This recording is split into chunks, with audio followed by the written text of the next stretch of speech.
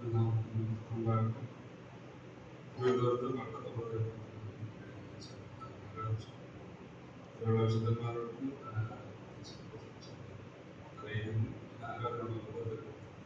വേദഭാഗമായിട്ട് താല്പര്യം സങ്കീർത്തനങ്ങൾ 87 3 6 വരെയുള്ള സങ്കീർത്തനങ്ങൾ 57 3 6 വരെയുള്ള ദൈവത്തിന്റെ നഗരമേ നിന്നെ കുറിച്ചുള്ള മഹത്വമുള്ള കാര്യങ്ങൾ അറിഞ്ഞത് ഞാൻ എൻ്റെ പരിചയക്കാരുടെ കൂട്ടത്തിൽ രഹബിനെയും ബാബേലിനെയും ഫെലിസ്ത്യർ സോ ഊസ് എന്നിവരെയും സ്ഥാപിച്ചു.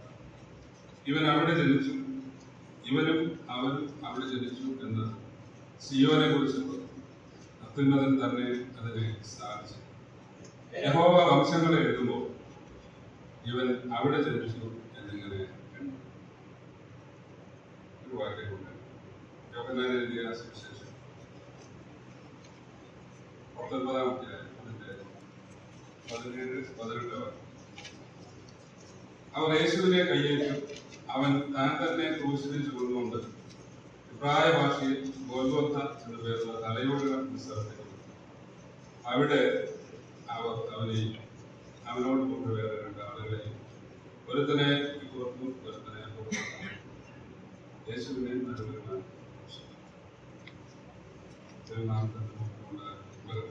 ഭരണത്തെ പ്രസ്താവിക്കുന്ന ഈ നല്ല സമയം നമുക്ക് ഏൽപ്പിച്ചു തന്നിരിക്കുന്ന ഈ വലിയ ശുശ്രൂഷയുടെ മുമ്പിൽ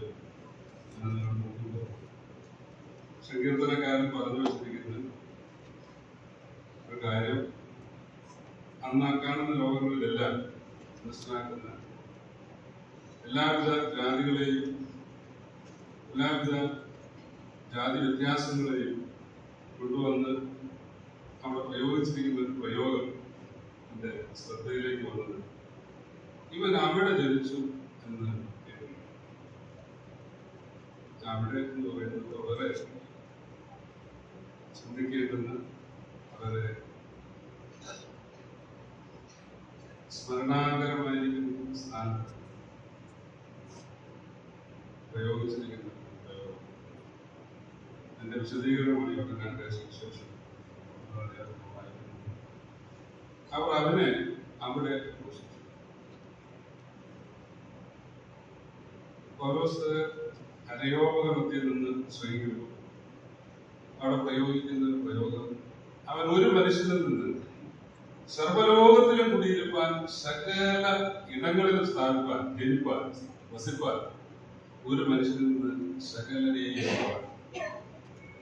അവിടെ നിന്ന് ദൈവത്തിന്റെ സന്നിധിയിൽ നിന്ന് അല്ലെങ്കിൽ ഏതനിൽ നിന്ന് അകന്നുപോയ മനുഷ്യരാശി വീണ്ടും തിരികെ ഒന്നിച്ചു ചേരുന്നതിനുള്ള ഒരു സ്ഥാപനം അല്ലെങ്കിൽ ഒരു പ്രയോഗം അവിടെ കാണുവാനായിട്ട് സാധിക്കും.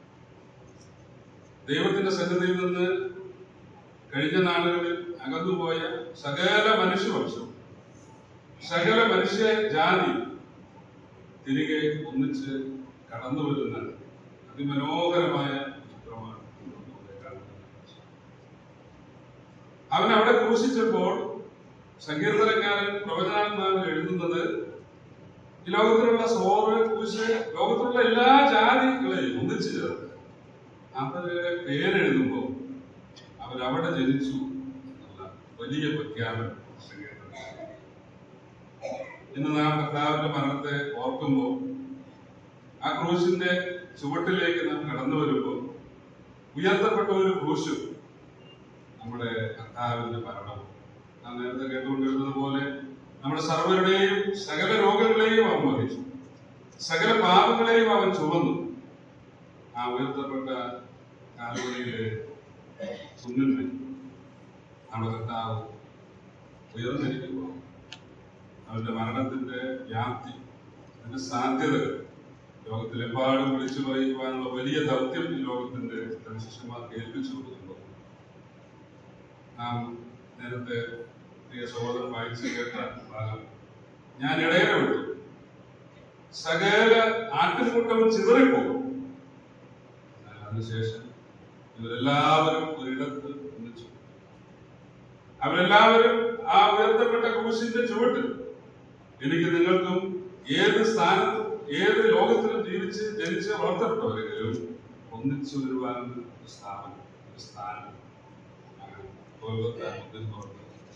ഉയർത്തപ്പെട്ട ക്രൂശിന്റെ ചുവട്ട് നമ്മുടെ സകല പാപങ്ങളെയും ഇറക്കി വെച്ച് നമ്മുടെ പാപങ്ങൾക്ക് പരിഹാരമായ മഹായാഗപീഠം ഉയർത്തപ്പെട്ട ആ ക്രൂശ് കാണിച്ചു. പുസ്തകങ്ങളിൽ ലേവ്യരുടെ സർവ്വ യാഗങ്ങളുടെ ക്രമങ്ങളും ചിന്തിക്കുമ്പോൾ ഈ ലോകത്തിൽ മനുഷ്യപാപത്തിന്റെ പരിഹാരത്തിന് വേണ്ടി ഉയർത്തപ്പെട്ടിട്ടുള്ള എല്ലാ മൃഗങ്ങളെയും നമ്മൾ ചിന്തിക്കുമ്പോൾ അതിനുവേണ്ടി ഇറക്കപ്പെട്ട ഒഴുക്കപ്പെട്ട ചോരയെ നമ്മൾ ഓർക്കുമ്പോൾ നമുക്കുള്ള ഏക സ്ഥാനം കാൽവരിയിൽ ഉയർത്തപ്പെട്ട അവിടെ അവർ അവനെ ക്രൂശിച്ചു. അവിടെ അവരുടെ പേരെഴുതുമ്പോൾ ഇവനും അവനും അവിടെ ജനിച്ചു എന്നൊരു പുതിയ കണക്ക് ദൈവത്തിന്റെ പുസ്തകത്തിൽ എഴുതുന്നു. ആ വലിയ സാധ്യതകളെ ഉപയോഗിച്ച് നമ്മുടെ കർത്താവിന്റെ സന്നിധിയിലേക്ക് കടന്നു വന്നിരിക്കുന്ന ഇരിക്കുന്നുണ്ട്. യാതൊരു മടിയും കൂടാതെ,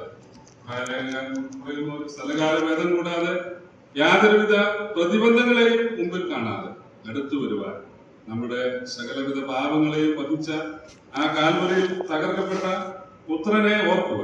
അതിന്റെ മരണത്തെ പ്രസ്ഥാനം ഇന്ന് നമുക്ക് തന്നിരിക്കുന്ന ഈ സമയത്ത് എല്ലാ നന്ദികളോടും ഹൃദയത്തിൽ നിന്ന് വരുന്ന സ്മരണകളോടും നമുക്ക്